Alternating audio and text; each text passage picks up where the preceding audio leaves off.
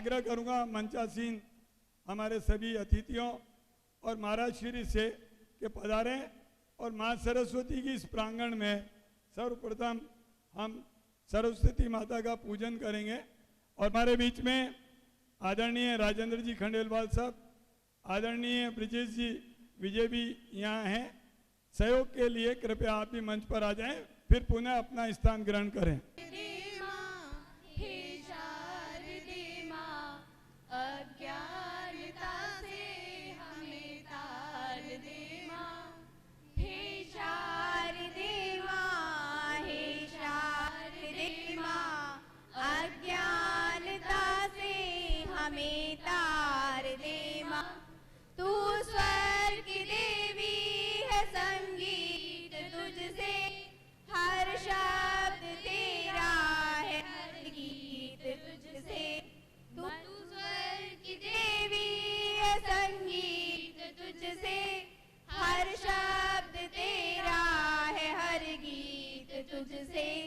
हम हैं अकेले, हम हैं अधूरे, हम हैं अकेले, हम हैं अधूरे। तेरी शरण में हमें तार दे माँ, हे शारदे माँ, हे शारदे माँ। अज्ञानता से हमें तार दे माँ। ऋषियों ने समझी है, मुनियों ने जानी, वेदों की भाषा पुराणों की वाणी। ऋषियों ने समझी है, मुनियों ने जानी, वेदों की भाषा पुराणों की वाणी। हम भी तो समझे, हम भी तो जाने, हम भी तो समझे, हम भी तो जाने। विद्या का हमको वरदान दे माँ, हे शारदे माँ, हे शारदे माँ। अज्ञानता से हमें तार दे माँ, हे शारदे माँ, हे शारदे माँ, हे शारदे माँ, हे शारदे माँ। आदरणीय राजेश जी भाई साहब से कि वो पहले श्री को माल्यार्पण करें। आग्रह करूंगा आदरणीय नंदकिशोर जी कालिया और विठल जी मुर्डा साहब से कि वो भी माल्यार्पण करें।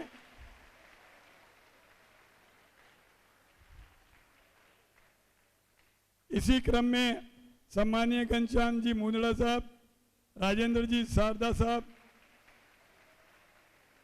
राजेंद्र कुमार जी जैन साहब, प्रशासक हमारे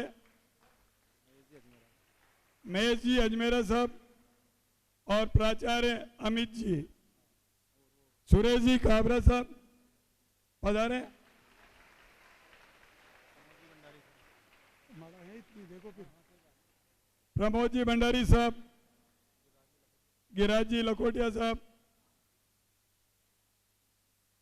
और इस पूरी यात्रा में हमें जो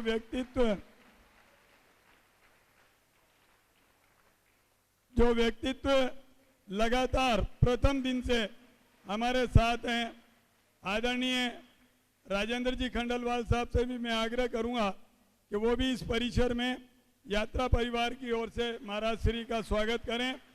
और मैं ब्रिजेश जी विजय से भी आग्रह करूंगा कि वो श्रीफल भेंट करें। राम स्वरूप जी चौधरी साहब भी पधारें।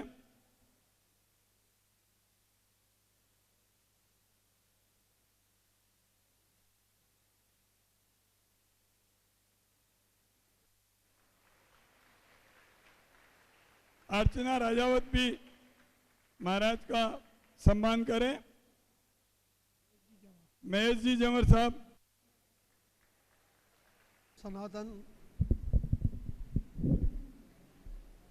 सनातन धर्म यात्रा के प्रणेता महाराज श्री संतोष सागर जी, जिन्होंने एक प्रण लिया है कि हर युवाओं को गीता का ज्ञान हो, सनातन धर्म क्या होता है उसके बारे में जानकारी हो। सर्वप्रथम मैं माहेश्वरी पब्लिक स्कूल में महाराज श्री का हार्दिक स्वागत करता हूँ, प्रणाम करता हूँ। और इस कार्यक्रम में हमारे बीच में माहेश्वरी समाज के मंत्री विठलदास जी मुनुड़ा, उपाध्यक्ष नंदकिशोर जी कालिया, कोषाध्यक्ष राजेंद्र जी शारदा, जगदत्त जी आड़ा, सामने विराजमान सभी अतिथि जिनका भी आड़ा साहब ने नाम लिया, और समस्त स्टाफ और प्यारे बच्चों, आज हमारा सौभाग्य है कि हम ऐसे महान विभूति के दर्शन करने का हमें अवसर प्राप्त हुआ जो सनातन धर्म, जो संस्कार अभी हिंदुस्तान में बच्चों को विमुख हो रहे हैं संस्कारों से, वो संस्कार बच्चों में बाल्यकाल से ही दिए जाएं। और एक इनका उद्देश्य है, पूरे राजस्थान में जितने भी ज़िले हैं उन सब ज़िलों में जाकर विशेष रूप से ये युवाओं को ये संदेश दे रहे हैं कि हमें हमारे पुरातन सभ्यता, संस्कृति और जो गीता है, जो विश्व की 128 देशों में भाषाओं में हमारा गीता ग्रंथ है, उसके बारे में आपको जानकारी देंगे। हमें इनसे बहुत कुछ सीखने को मिलता है। ये हमारा सौभाग्य है कि आप हमारे स्कूल में पधारे। इनकी पूरी टीम यहाँ पर हमारे बीच में है, उनका भी मैं स्वागत करता हूँ और आशा करता हूँ कि बच्चों आपको आज बहुत कुछ सीखने को मिलेगा। मैं कल भी महाराज जी के पास था। मैं खुद अभी तक गीता का पठन करता हूँ, लेकिन फिर भी कुछ समझने में बहुत दिक्कत आती है। तो कल मैंने निवेदन किया महाराज जी से कि हमारे स्कूल के बच्चों को भी आप गीता, जो महान ग्रंथ है जिससे पूरा विश्व चल रहा है, उसके बारे में आप बच्चों को कुछ देंगे। आप लोगों को बहुत कुछ सीखने को मिलेगा। आपके जो शिक्षा का उद्देश्य है उसमें बहुत कुछ नीड है कि आप क्या बताएंगे, क्या हमें मार्गदर्शन देंगे, ये हमें देखना है। पुनः मैं आपका इस महाविद्यालय स्कूल परिवार में हार्दिक अभिनंदन स्वागत करता हूँ। प्रणाम। जय श्री कृष्णा, जय राधे, जय भारत। अधिक वक्त नहीं लेते हुए मैं सीधे परम पूज्य भाई श्री संतोष सागर जी महाराज के पावन श्री चरणों में नमन करते हुए आपसे प्रार्थना करता हूं कि राष्ट्र की युवा पीढ़ी जो आपके सामने बैठी है, क्योंकि हमारा देश दुनिया का सबसे बड़ा युवाओं वाला देश है, और युवा संस्कारित होगा, युवा जागृत होगा, युवा में क्रांति आएगी सनातन धर्म को लेकर, तो सनातन धर्म की परचम फहराएगी और पुनः हमारा राष्ट्र विश्व गुरु बनेगा। तो ऐसे राष्ट्र के युवा संत को मैं निमन करता हूं और प्रार्थना करता हूं कि आप हमारे सामने बैठे इन राष्ट्र के युवाओं को, नवनिहालों को अपने प्रेरणादायी प्रवचनों से लाभान्वित करें। परम पूज्य भाई श्री संतोष सागर जी महाराज। बोले भारत माता की, भारत माता की। युवाओं वाली जय लगाओ, युवाओं वाली। भारत माता की। हाँ, लड़कियों की तरफ से कम आवाज आई। बोले भारत माता की। अभी भी लड़के भारी हैं साहब। चलो एक बार और ट्राई करते हैं। बोले भारत माता की। अब की मामला साफ हो गया। तो आदरणीय राजेश जी बिड़ला साहब, विराजमान सभी प्रबुद्धजन, सभी शिक्षकगण और मेरे प्यारे प्यारे भाई बहन, आप सभी को मेरा वंदन। प्रथम में आदरणीय बिड़ला जी का बहुत बहुत साधुवाद प्रकट करता हूँ जो मुझे महेश्वरी पब्लिक स्कूल में आने का न्योता दिया। ये मेरा परम परम सौभाग्य है। आप सब लोगों का दर्शन लाभ मैं कर रहा हूँ। आधे घंटे का ये सत्र आप सब के लिए बहुत उपयोगी, बहु उपयोगी हो सकता है। तो आप एकाग्रता के साथ बड़े ध्यान से एक एक शब्द को मोती की तरह श्रवण करेंगे, चुनेंगे, और वो भी रिलैक्स होकर के। कई बेटियां मैं देख रहा हूँ बड़ा सीरियस होके बैठी है। ज़्यादा सीरियस होने की जरूरत नहीं है। चेहरे पर एक प्यारी सी स्माइल के साथ में हमको आज कुछ ऐसे सूत्र हमारे जीवन में हमें जरूरत होती है अपग्रेडिंग की। हमें अपने आप को अपग्रेड करना है, अपने आप को बहु उपयोगी बनाना है। और इसके लिए हमें क्या करना है, इसके कुछ सूत्र आज हम आप बात करेंगे। और हर स्कूल कॉलेजों में मेरा मंथन रहता है, जहाँ तक हो मैं अलग अलग विषयों पर चर्चा कर सकूं। तो अभी मैं बैठा बैठा चिंतन कर रहा था कि आज कौन सा विषय लिया जाए। तो आज का हमारा विषय है हमारे आराध्य देव, हमारे भगवान, हमारे देवी देवता। भगवान का मतलब क्या होता है और हमें हमारे देवी देवताओं से, अपने आराध्य देवों से, राम, कृष्ण, शिव, गणेश, इन सब से हमको क्या सीख मिलती है, या ये हमें क्या सिखाना चाहते हैं। मेरी आवाज क्लियर आ रही है आप सबको? आप जब भी कोई मोबाइल खरीदते हैं, फ्रिज खरीदते हैं, टेलीविजन खरीदते हैं, हाँ अब ठीक है, तो हमारे किसी भी प्रोडक्ट के साथ में एक यूजर मैनुअल बुक आती है, जिसमें उस चीज की उपयोगिता कैसे है, उस चीज को कैसे यूज करना है, और उसके साथ साथ अगर कोई उस चीज में एरर आ जाए तो उसका समाधान कैसे हो। तो वो यूजर मैनुअल बुक हर एक प्रोडक्ट के साथ में हमको मिलती है। कोई भी एरर आए, कोई भी समस्या आए तो उसका समाधान। अब जिस प्रकार उन इलेक्ट्रॉनिक प्रोडक्ट्स में एरर आता है, प्रॉब्लम्स क्रिएट होती है, वैसे ही हमारी लाइफ में भी, हमारे जीवन में भी बहुत सारी प्रॉब्लम्स, चुनौतियां, एरर आते हैं। तो निश्चित भगवान ने हमको भी कोई यूजर मैनुअल दे करके भेजा है, और जब तक उसका विषय हमको मालूम नहीं होता, हम अपने आप को अपग्रेड नहीं कर पाते।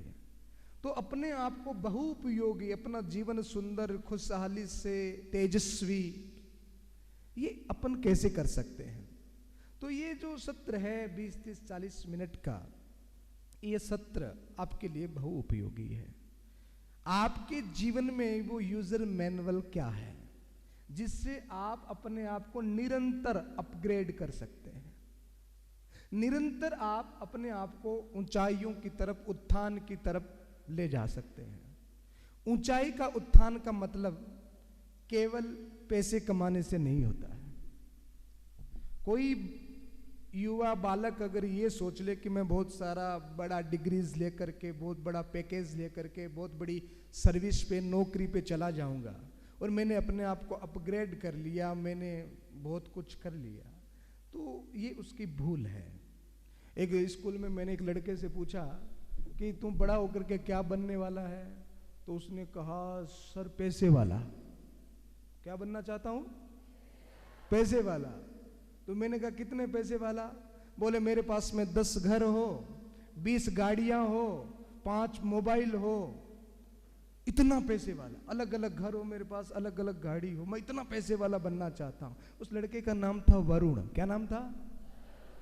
तो वरुण ने मुझसे कहा कि मैं इतना पैसे वाला बनना चाहता हूं कि मेरे पास 20 गाड़ियां हो, 10 घर हो, 5 मोबाइल हो, इतना पैसे वाला बनना चाहता हूं। तो मैंने एक लड़की से भी पूछा कि तू क्या बनना चाहती है? बोले सर वरुण की पत्नी। क्या बनना चाहती हूँ? वरुण की पत्नी। इतना पैसे वाला होगा वरुण, 10 घर होंगे, 20 गाड़ियां होंगी, मोबाइल होगा, तो मैं क्या बनना चाहूंगी? वरुण की पत्नी।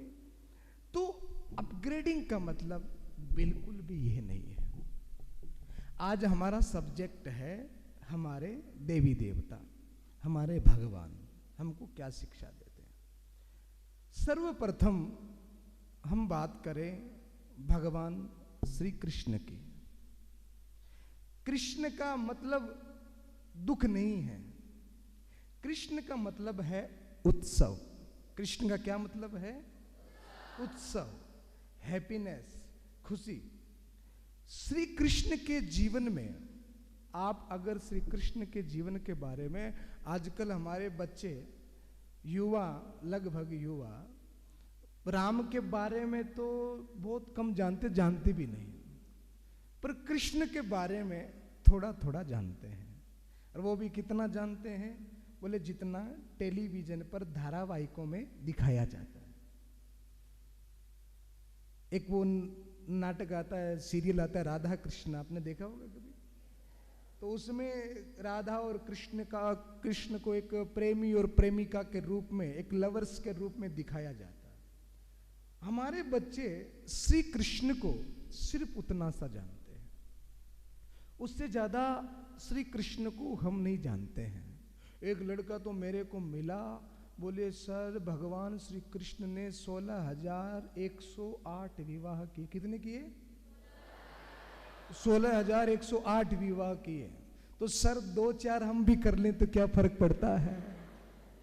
तो मैंने उससे कहा कि श्री कृष्ण ने तो 7 कोस के गिरिराज को भी उठाया। 7 कोस के गिरिराज को उठाया कि नहीं उठाया? मैंने कहा तेरे से तेरी पैंट नहीं उठाई जा रही। हाँ, कई आजकल के लड़कों को देख के पैंट ऐसी पहनते हैं कि वो गिरती रहती है, वो ऐसे ऐसे करते रहते हैं पूरे दिन। तो मैंने कहा तुमसे तुम्हारी पैंट नहीं उठाई जा रही, और उसने गिरिराज उठाया।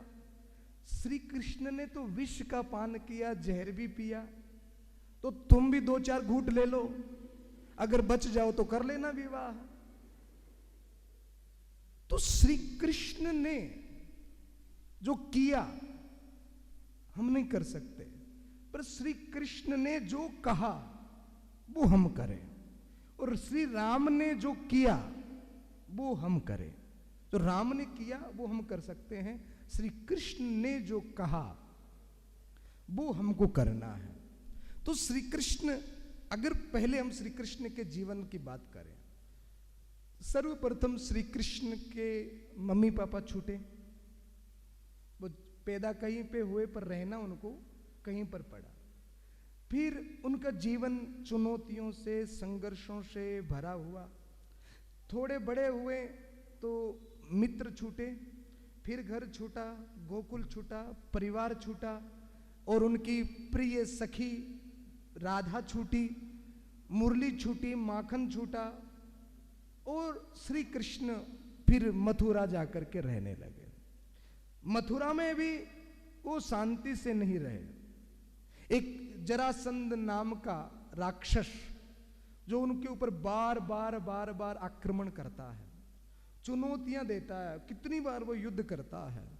श्री कृष्ण उसके साथ बार बार युद्ध करते हैं, मगर उन्होंने देखा कि इस युद्ध से मेरी एनर्जी, सकारात्मक ऊर्जा व्यर्थ में ही वेस्ट हो रही है, जो मैं करना चाहता हूं वो नहीं कर पा रहा हूं।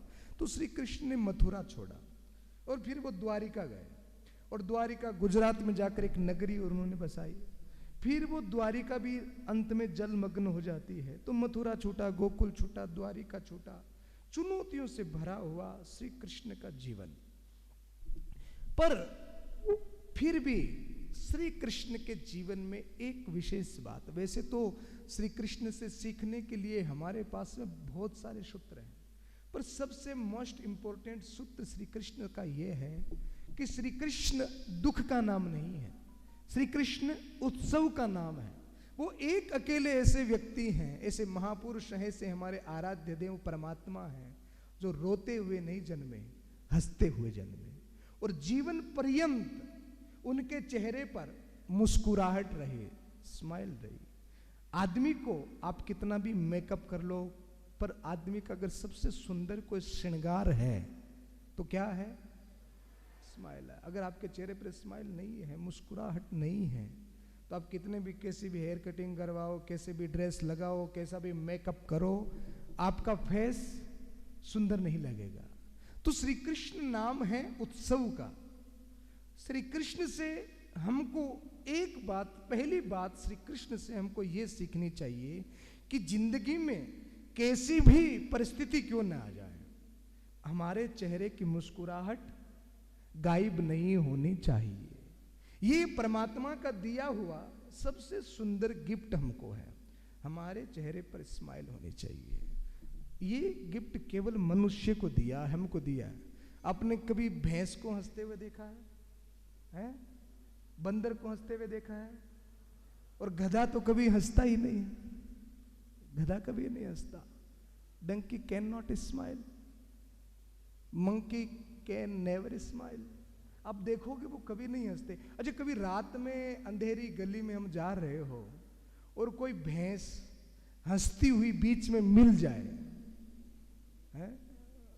रात को जा रहे हो अकेले अंधेरे में और कोई भैंस हंसती हुई मिल जाए तो क्या होगा? भूत पिशाच निकट नहीं आवे, महावीर जब नाम सुना। तो डर जाएंगे कि नहीं डर जाएंगे? बड़ी घबराहट हो जाएगी। उनके लिए हंसने का गिफ्ट है ही नहीं। हंसने का गिफ्ट, मुस्कुराहट का गिफ्ट हमारे लिए है। तो श्री कृष्ण उन चुनौतियों के बीच में भी मुस्कुराते हैं, श्री कृष्ण उन चुनौतियों के बीच में भी हंसते हैं। श्री कृष्ण की दूसरी बड़ी बात, श्री कृष्ण हर चीज को छोड़ देते हैं और आगे बढ़ते हैं। जो भी उनके लक्ष्य में बाधित होती है, श्री कृष्ण ने 11 वर्ष और 2 महीने तक बंसी बजाई। क्या बजाई? मुरली बजाई।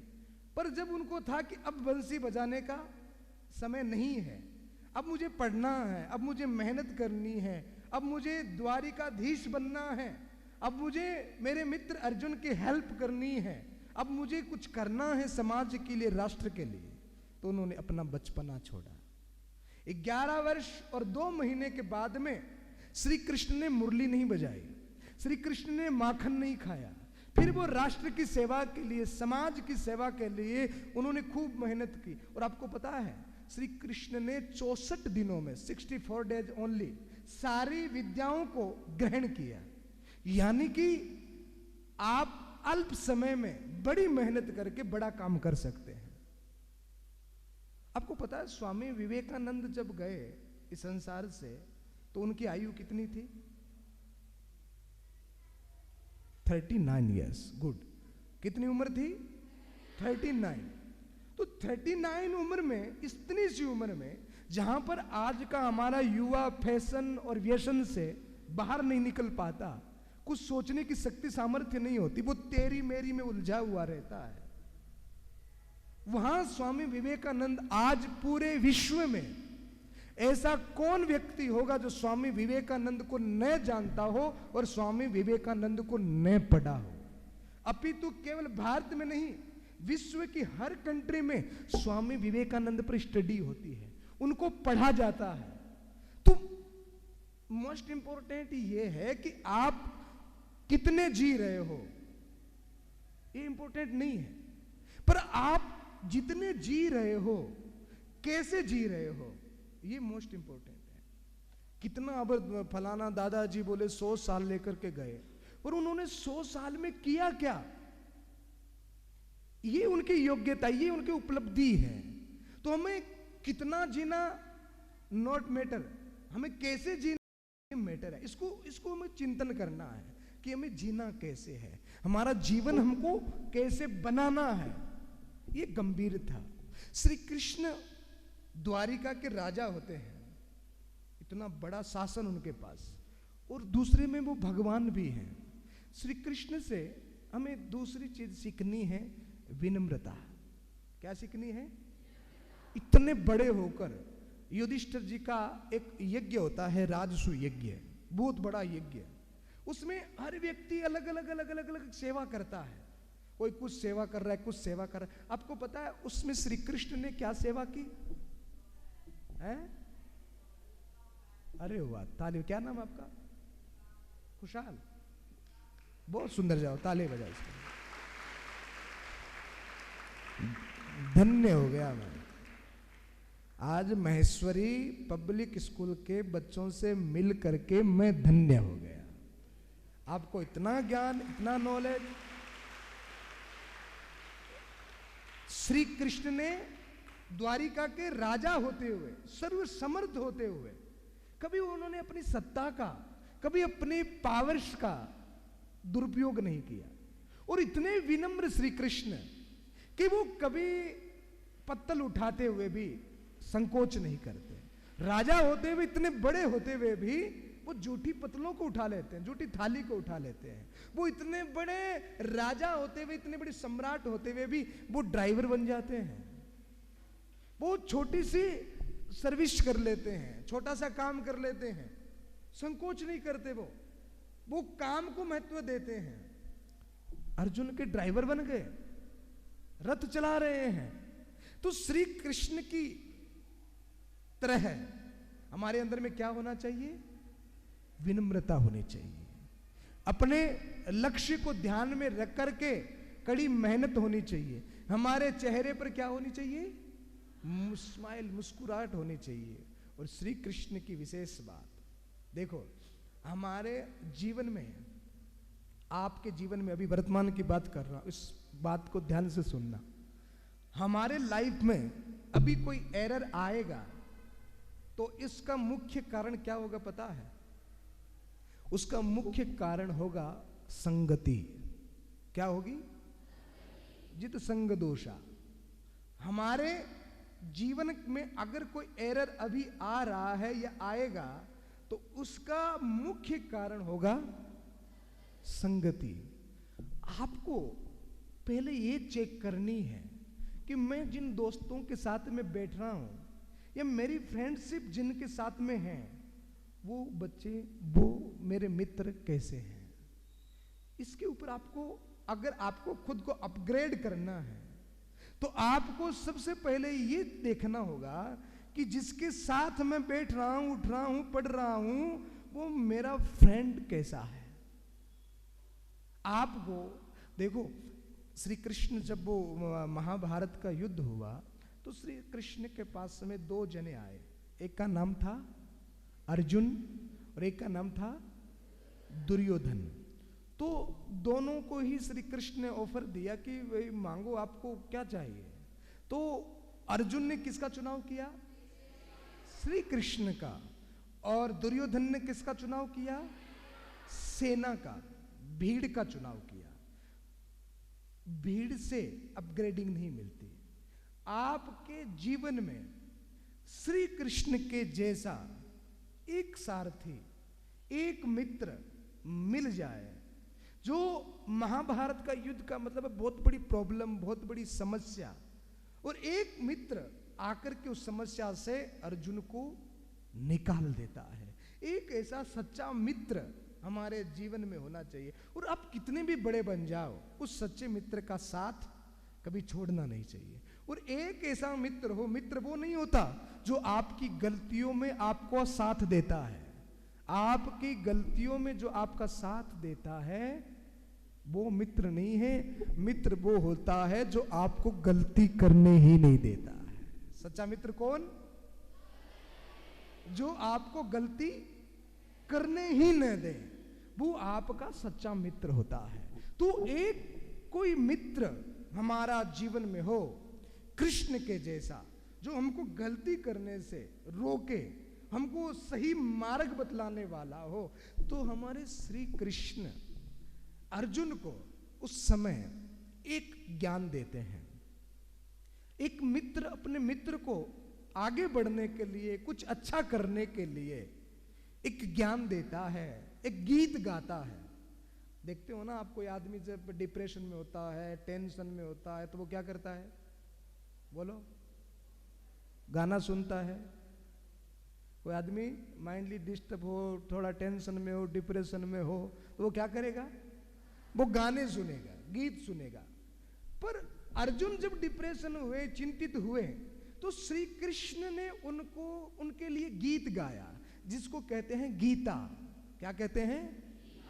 वो गीत जो गाया श्री कृष्ण ने अपने मित्र अर्जुन के लिए, उस गीत का नाम है गीता। अर्जुन जब डिप्रेशन में आए तो उन्होंने भी गाना सुना, उन्होंने भी गीत सुना, पर आजकल के वो टुच्चे गाने नहीं सुने। अर्जुन ने जो गाना सुना वो बड़ा सुंदर गाना था। उस गाने का नाम क्या है? Gita, user manual.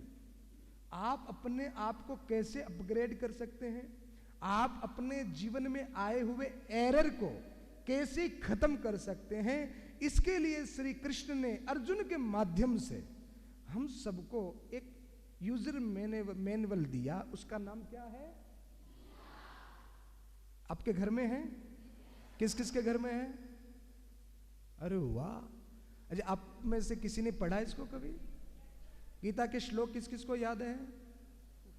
1 2 3, एक बच्चा 4, इन 5-4 बच्चों ने जो हाथ ऊपर किए हैं, तो इसके ऊपर मैं आपसे बाद में चर्चा करूंगा, पहले इनके लिए ताली बजाओ। बहुत सुंदर।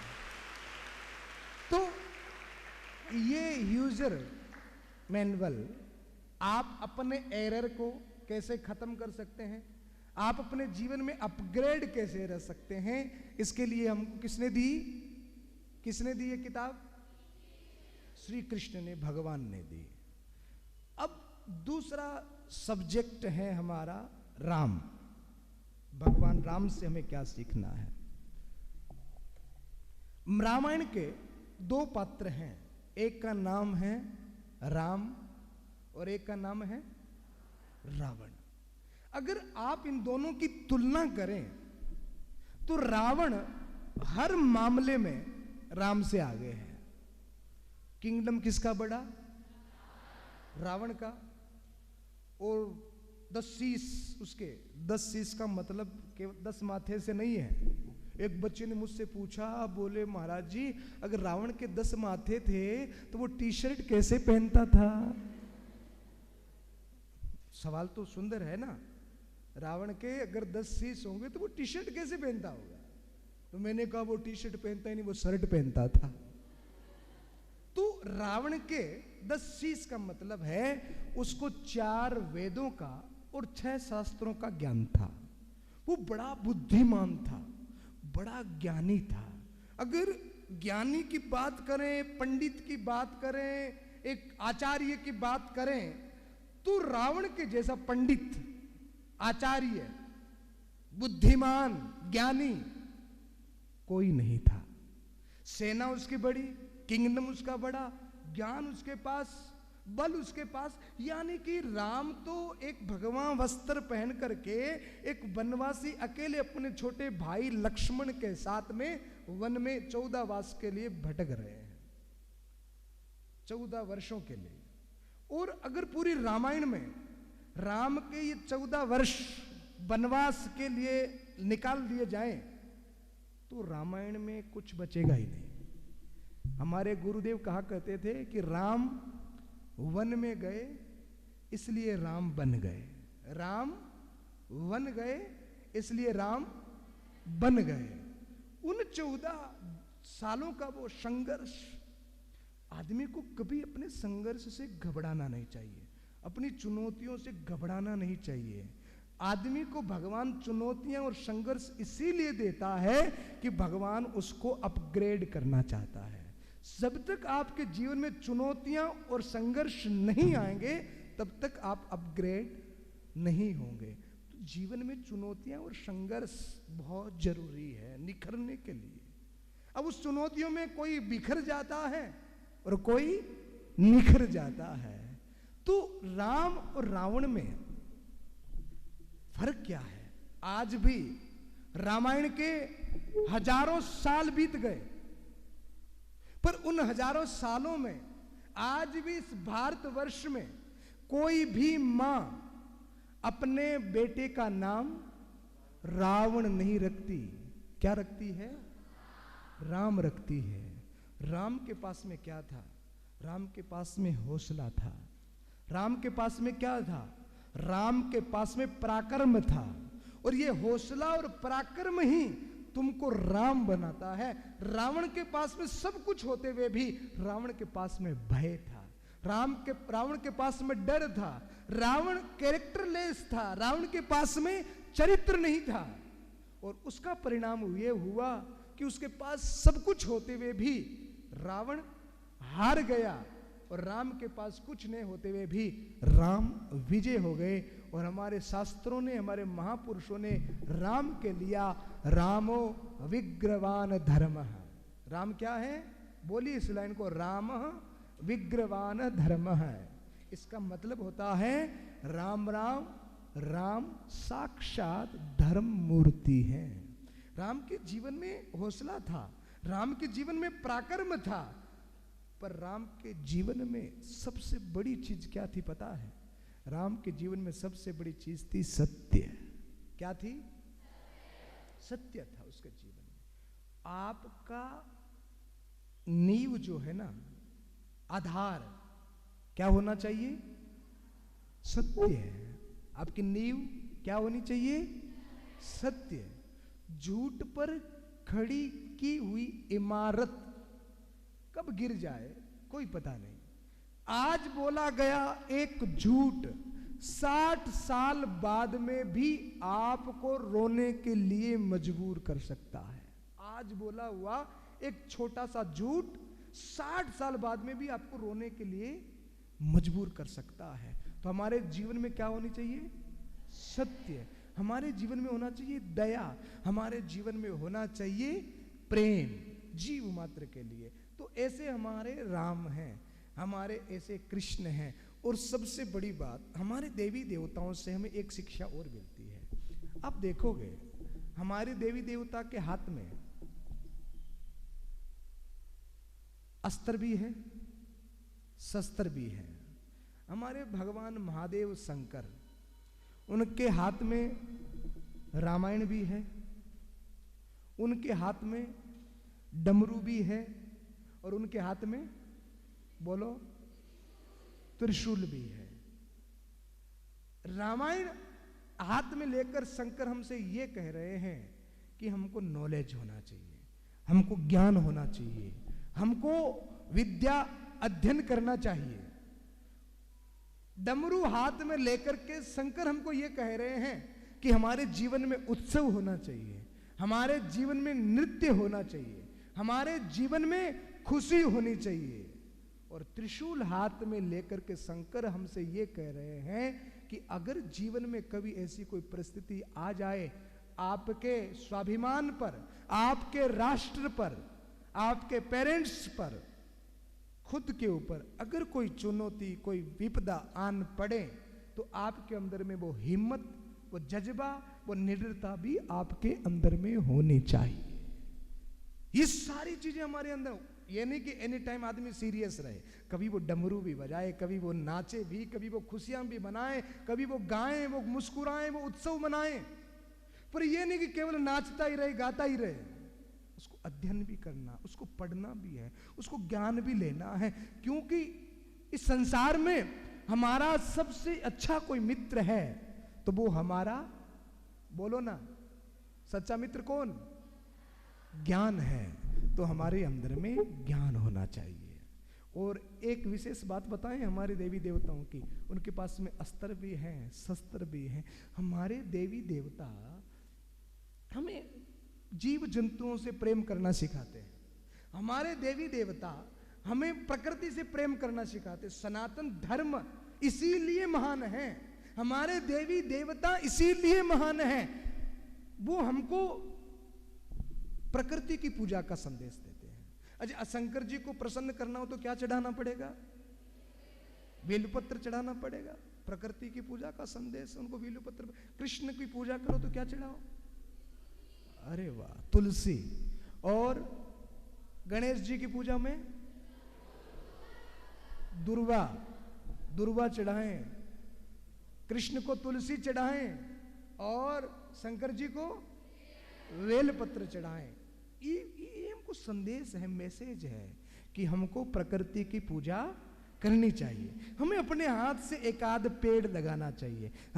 आज हम अपने घरों में लाखों रुपए का फर्नीचर तो बना रहे हैं, और उस फर्नीचर को बनाने के लिए कितने पेड़ों को काटा जाता है, पर क्या हम अपने हाथ से वापस पेड़ लगा रहे हैं? तो हम सबका दायित्व है कि हम पेड़ लगाएं और दूसरों को भी पेड़ लगाने के लिए प्रेरित करें। और दूसरा, पशु पक्षियों से प्रेम। शंकर जी की सवारी क्या है? नंदी। और हमारे कृष्ण की प्रिया कौन है? गाय। और हमारे गणपति का वाहन क्या है? हमारे लक्ष्मी जी का वाहन क्या है? लक्ष्मी जी का उल्लू। और दुर्गा जी का शेर वाहन है। और हमारे कार्तिकेय भगवान के पास में क्या है? मोर। देखो ना, हर एक देवता के पास में कोई ना कोई। हमारी राधा रानी को क्या प्रिय था पता है? मोर। राधा रानी के पास तोता भी प्रिय था। बिल्कुल सही कहा आप। राधा रानी के पास में एक तो मोर रहता था और एक तोता रहता था। तो हमारे देवी देवता हमें प्रकृति से पूजा करना भी सिखाते हैं। एकमात्र हमारा देश है जहां पर भारत को क्या कहा जाता है? माता। आपने कभी सुना इंग्लैंड माता है, इटली माता, अमेरिका माता? पर हमारे भारत को क्या कहा जाता है? हमारे भारत को माता कहा जाता है। अच्छा, एक जोक याद आ गया, सुना दूं आपको? हैं, फिर मैं अपनी बात को विश्राम दूंगा। एक बार एक अंग्रेज भारत आ गया और हमारे राजेश जी बिड़ला के जैसे धार्मिक व्यक्ति के साथ में हो गया। तो बीच में ही एक तुलसी का पेड़ आ गया। आप घर में तुलसी है? तुलसी का पेड़ आया तो बिड़ला जी ने तुलसी के पेड़ को प्रणाम किया। हे तुलसी माता। क्या कहा? हे तुलसी माता। अब जो ही तुलसी माता कहा, अंग्रेज ने कहा व्हाट इज दिस? पागल हो तुम लोग, भारतीय लोग? अरे तुम एक पेड़ को माता कह रहे हो? और हाथ में डंडा लेकर के तुलसी के पेड़ को झाड़ दिया। बिड़ला जी ने कहा अच्छा, भारतीयों से पंगा, अभी बात करते हैं। और उसको थोड़ा सा आगे लेकर गए। और एक वो पेड़ होता है ना जिसको छूने से खुजली हो जाती है, क्या नाम होता है उसका? छुई मुई कहते हैं, कैटर्स कहते हैं, है ना? एक्सवाइजेड जो भी है, कोचीवली। तो उस पेड़ को छूने से क्या होता है? खुजली हो जाती है। अब उस अंग्रेज को वहां पर ले जाया गया और ले जा करके कहा प्रणाम पिताजी। अंग्रेज ने कहा यार बड़े पागल लोग हो, किसी को माता कहते हो, किसी को पिता कहते हो। अंग्रेज ने उसको भी डंडा लेकर के झाड़ दिया। और जो ही झाड़ा, आपको पता है क्या होगा? अंग्रेज के पूरे शरीर पर खुजली शुरू हो गई। अब वो नाचने लगा। बोले अरे ये क्या हो गया? बोले तुमने हमारी मम्मी को छेड़ा ना, पापा नाराज हो गए हैं। तूने मम्मी को छेड़ा तो पापा नाराज हो गए। बोले अब मैं क्या करूं? बोले अब चलो। बोले कहां? बोले गौ माता। पहले कौन? तुलसी माता। और अब कहां चलना है? गौ माता। बोले वहां पे क्या होगा? तो गाय का गोबर दिया, बोले ये लगा ले, खुजली ठीक हो जाएगी। तो गाय का गोबर उसने पूरे बॉडी पर लगाया और गाय के गोबर में साइंटिफिक कारण है, कितना भी दाद खाज खुजली हो वो ठीक होता है। तो गाय का गोबर लगाया और लगाते ही उसको शांति मिली। अंग्रेज ने कहा अब क्या करूं? बोले चलो। बोले कहाँ? बोले गंगा माता है। पहले तुलसी माता, फिर गंगा माता, फिर गंगा माता, और ये सारे गुण हैं किसमें? बोले हमारी भारत माता में। तो हम लोगों को ये गौरवान्वित होने का विषय है कि हमारा जन्म भारत में हुआ है, हमारा जन्म सनातन में हुआ है। हमारे देवी देवता हमें ये सिखाते हैं, मातृदेवो भव, पितृदेवो भव, आचार्य देवो भव। हमारे यहाँ पर कहा जाता है यत्र नारी पूजनते तत्र रमन्ते देवता, जहाँ पर नारी की पूजा होती है। हमारे यहाँ पर जब घर में बेटी जन्म लेती है तो हम कहते हैं लक्ष्मी आई, पर बेटा जन्म लेता है तो कोई नहीं कहता विष्णु आया। बेटी जन्म लेती है तो क्या कहते हैं? लक्ष्मी आई। यहाँ पर माता को प्रथम गुरु भी बताया जाता है। तो ऐसी हमारी सनातन संस्कृति है। तो हमें गर्व होना चाहिए कि हमारा जन्म भारत में हुआ, हमारा जन्म सनातन संस्कृति में हुआ। और श्री कृष्ण ने जो एक बुक, मैनुअल बुक जो हमको दी, यूजर्स मैनुअल बुक, उसको पढ़ना, उसको अपने जीवन में उतारना। अच्छा, एक टेस्ट मैं सब जगह जाता हूं तो लगभग करता हूं। अब मेरा लास्ट एंड फाइनल क्वेश्चन आपसे है और उसका जवाब देना, फिर मैं अपनी बात को पूरा करता हूं। तो एक क्वेश्चन पूछूं मैं आपसे, पक्का? रेडी? और जो भी पहले जवाब देगा तो मैं बिरला जी से उसको इनाम जरूर दिलाऊंगा। तो पूछूं? अच्छा, मेरा प्रश्न यह है कि 10 लाख रुपए का चेक भरना हो तो कितना जीरो लगेगा? 5 वाले हाथ ऊपर करें, सही जवाब। 7 जीरो लगेगा। 7 वाले हाथ ऊपर करें। अब दोबारा से बताओ कितने जीरो लगेगा? हैं? तो 5 वालों ने क्या किया? चेक गलत भर दिया ना, कर दिया 10 लाख का नुकसान। अब इसकी भरपाई कौन करेगा? कितने जीरो लगते हैं? अच्छा, अगर उस 10 लाख के चेक में एक जीरो हटा दिया जाए, चेक की वैल्यू रहेगी? नहीं रहेगी? हैं? रहेगी। कितने की? एक जीरो और कम करो, एक जीरो और कम करो, एक जीरो और कम करो, एक और कम करो, एक और कम करो। अब चेक की वैल्यू है? अरे है ना, 1 रुपए की वैल्यू है। अच्छा, एक काम करो, जीरो को एज इट इज रखो और उस 1 को हटा दो। अब वैल्यू है? अब नहीं है ना। तो हमारे जीवन में वो 1 क्या है? हमारे जीवन में जो वैल्यू बढ़ाता है, हालांकि जीरो भी वैल्यू बढ़ाते हैं, पर 1 होने से वैल्यू है। 1 नहीं होगा तो कितने भी जीरो लगाओ कोई वैल्यू नहीं है। तो हम अपने जीवन में जितनी भी शिक्षा ले रहे हैं, जितनी भी बड़ी बड़ी डिग्रियां ले रही हैं, वो केवल हमारी वैल्यू को डेवलप करते, वैल्यू को बढ़ाती है। पर हमारे जीवन में 1 क्या है?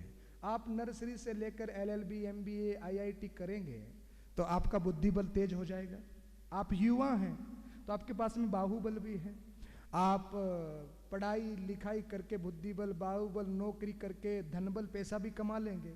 पर हमारे जीवन में वो 1 है मनोबल, 1 है आत्मबल। और वो मनोबल, वो आत्मबल जब तक नहीं होगा तब तक हम अपने आप को अपग्रेड नहीं कर सकते, अपने आप को भीड़ से आगे चलने वाला, नेतृत्व करने वाला, लीडरशिप करने वाला नहीं बना सकते।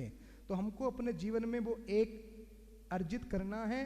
तो आप हजारों किताबों के साथ में अब एक और किताब सम्मिलित करेंगे जो आपका यूजर मैनुअल है, जो आपके जीवन में आपको एरर से बताता है, आपके अपग्रेडिंग में आपकी सहायता करता है। और इस किताब का नाम क्या है? श्रीमद् भगवत गीता। ये गीता दादा नाना नानी के पढ़ने के लिए नहीं है, ये गीता मंदिर में रखने की वस्तु नहीं है, ये गीता जो दुनिया के टॉप मोस्ट जितनी भी पर्सनैलिटीज हैं, आप उनकी बायोग्राफी उठा करके पढ़ें, चाहे स्वामी विवेकानंद हो, सुभाष चंद्र बोस हो, महात्मा गांधी हो, पूर्व राष्ट्रपति अब्दुल कलाम साहब हो, उन सबके जीवन में एक कॉमन बात थी और वो थी गीता। इन सब ने गीता को पढ़ा है, क्योंकि यही है जो हमारी अपग्रेडिंग करता है, हमको आत्मबल प्रदान करता है। पर जैसे राजेश जी बिड़ला साहब ने कहा कि मैं भी गीता पढ़ता हूँ पर समझ में बड़ी कठिनाई से आता है, बड़ा चैलेंजिंग है, तो वास्तव में ही बहुत चैलेंजिंग है, ये सबसे बड़ा चैलेंजिंग है। एक पेज आप खोल करके पढ़ोगे तो सर चकराने लगेगा, आप देखोगे यार क्या लिखा है, छोड़ो इसको, बोर हो रहे, आप रख दोगे।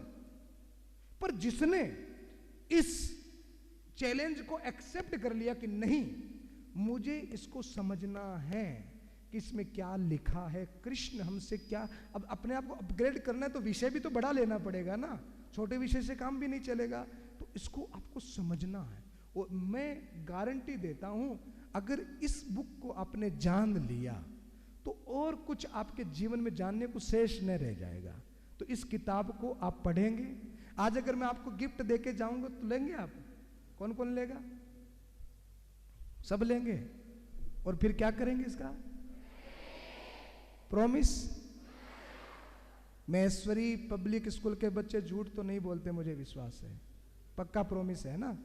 या घर ले जा करके दादी को दे दोगे, लो दादी क्या लाया हूं, ऐसा तो नहीं करोगे? इसको कहां रखोगे? अपनी हैंड बैग में। नहाए बिना नहाए, घर में, गार्डन में, छत पर, ट्रेवलिंग में, जब आपका मन करे इसको पढ़ना है। और नेक्स्ट टाइम जब भी मुझे यहाँ आने का मौका मिलेगा तो उस समय हम किस पे चर्चा करेंगे? गीता पर। इसके लिए तैयारी करें, फिर मेरे सवालों का जवाब देंगे आप? पक्का? राजेश जी मैं आ सकता हूं दोबारा?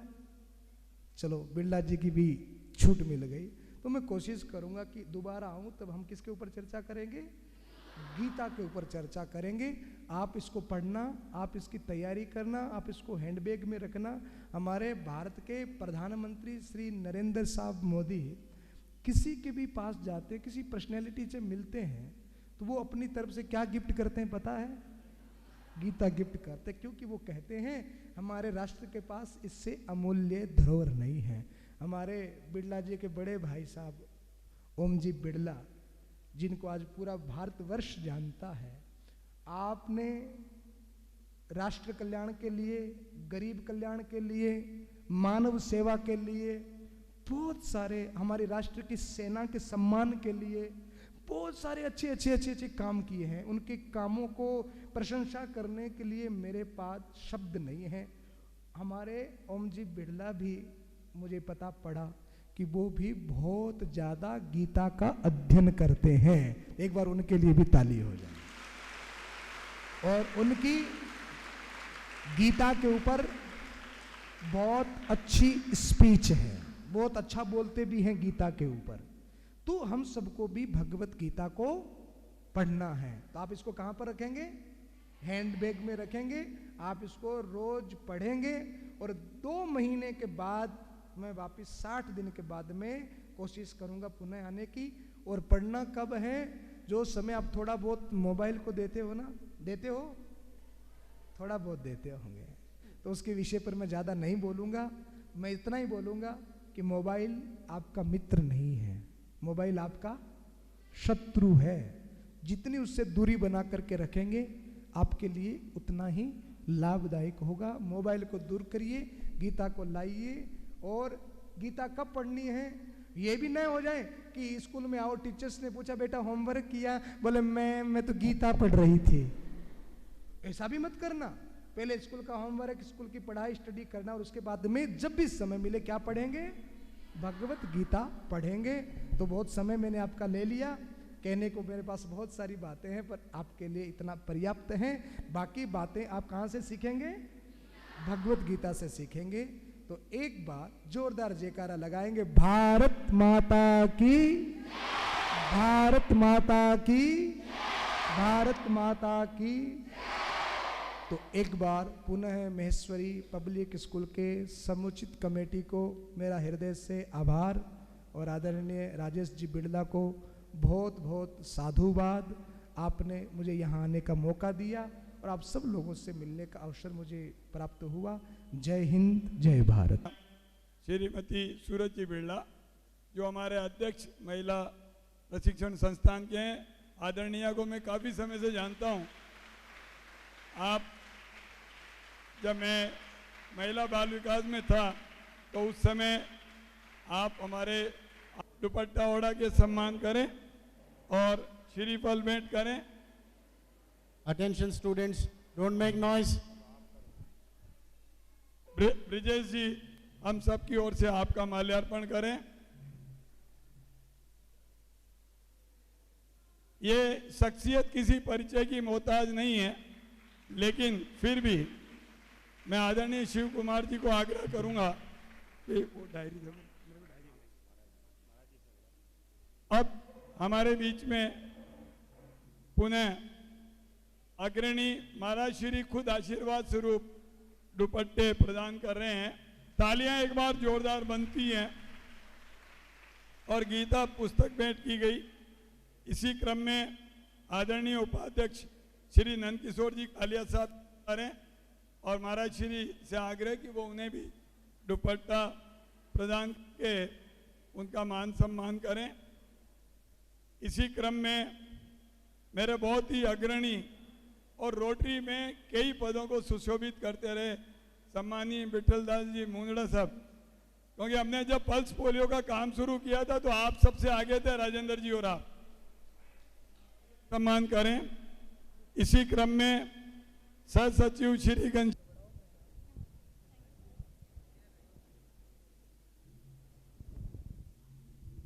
का अच्छा आदरणीय अमित जी आए और महाराज श्री का हमारे शिव कुमार भैया पूरे 158वां दिन है आज, जो लगातार हमारे साथ निस्वार्थ भाव से काम कर रहे हैं। श्री संतोष सागर जी महाराज साहब सादर नमन। संस्था के चेयरमैन साहब आदरणीय श्री राजेश कृष्ण जी बिरला साहब, संस्था के vice chairman sir Shri Nandkishor ji Kalia साहब, सेक्रेटरी साहब श्री विठल दास जी मुंदड़ा साहब, संस्था के deputy secretary sir Shri Ghanshyam ji Mundra साहब, कोषाध्यक्ष राजेंद्र जी शारदा साहब, श्री यज्ञ दत्त जी हाड़ा साहब, सम्माननीय अतिथिगण, महेश्वरी समाज के उपस्थित समस्त श्रद्धेय पदाधिकारीगण, टीचर्स, स्टूडेंट्स, ये सौभाग्य का दिन है। इस दिन को आप सभी अंकित कर सकते हैं अपने जीवन के उन भाग्यशाली दिनों में, जिसमें कि कभी कभी ऐसा संयोग होता है कि हमें ऐसे आशीर्वचनों के रूप में ईश्वर का प्रसाद हमें मिलता है। कहा जाता है कि ईश्वर स्वयं तो प्रकट नहीं हो सकते, परंतु मन से भावना से जब याद किया जाए तो निश्चित ही प्रकट होते हैं और किसी न किसी के मुखारबिंद से ऐसे वाक्यों का प्रस्फुटन होता है जो निश्चित ही हमारे जीवन को परिवर्तित कर देता है। अमृत धारा के रूप में जिस प्रकार से महाराज साहब के आशीर्वचन से हम सभी को ये ज्ञान रूपी अमृत वर्षा हुई। मैं तो लेश मात्र एक तुच्छ सा प्राणी हूँ। हमारे बीच परम आदरणीय श्री राजेश कृष्ण जी बिरला साहब हैं, जिनके मार्गदर्शन और उन्हीं के इनिशिएशन से ऐसा अवसर हमें प्राप्त हुआ और ईश्वर तुल्य जिनसे कि हमें परमेश्वर की लीलाएं और उनके ज्ञान को हमारे जीवन में आत्मसात करने, उनको समझने और उसी के साथ अपने जीवन को आगे बढ़ाने का एक सकारात्मक विचारधारा के साथ एक दृष्टिकोण मिला, एक लक्ष्य मिला। मैं आप सभी विद्यार्थियों से कहूंगा कि करतल ध्वनि के साथ एक बार धन्यवाद दें। बहुत बहुत धन्यवाद आदरणीय आचार्य साहब आपका। और मैं पुनः निवेदन करूं कि इस तरह के आयोजन से हम लोगों की भी आत्मशुद्धि हो और ज्ञान हम लोगों में भी आता रहे और इस प्रकार की दिनचर्या में जहाँ पर कि हमें कहीं ना कहीं ईश्वर के साथ मिल करके उनकी ज्ञान को आगे बढ़ाने का मौका मिले तो हम कृतार्थ होंगे। इसी शुभ कामना के साथ मैं आप सभी महानुभावों का धन्यवाद अर्पित करता हूँ। सादर जय श्री कृष्णा, जय महेश। सभी अपनी गीता जी को ऊपर उठा लें। हाथ ऊपर, हाँ सभी बैठ जाएं, सभी बैठ जाएं, बहुत जगह है, क्योंकि वर्षों के बाद में स्कूल में बच्चों के साथ बैठने का सौभाग्य मिला है, तो फीलिंग आ रही है स्टूडेंट लाइफ की। चलिए जयकारे लगाएंगे हम जोरदार, गूंज उठे, पूरा कोटा सुने आज जयकारों को। भारत माता की, भारत माता की, भारत माता की, वंदे वंदे वंदे। एक बार ऊपर रखें गीता को और संकल्प करें, हाथ में गीता है, संकल्प करें कि हम इस गीता को पढ़ेंगे, अपने जीवन को सुंदर बनाएंगे, अपने जीवन को दिव्य बनाएंगे। जो संदेश भगवान श्री कृष्ण ने भीषण युद्ध में रक्तपात के बीच में अर्जुन को दिया और उनको कर्म करने का एक ज्ञान दिया, अपने कर्मठता का ज्ञान दिया, वो ज्ञान हम अपने जीवन में उतारेंगे और अर्जुन की तरह अपने लक्ष्य को प्राप्त करेंगे, सत्य के साथ जीवन को आगे लेकर जाएंगे और हर क्षेत्र में विजय प्राप्त करेंगे। ऐसे संकल्प के साथ गीता को ऊपर रखें और एक और जोरदार जयकार लगें, बोले श्री कृष्णचंद्र भगवान की। बहुत बहुत धन्यवाद।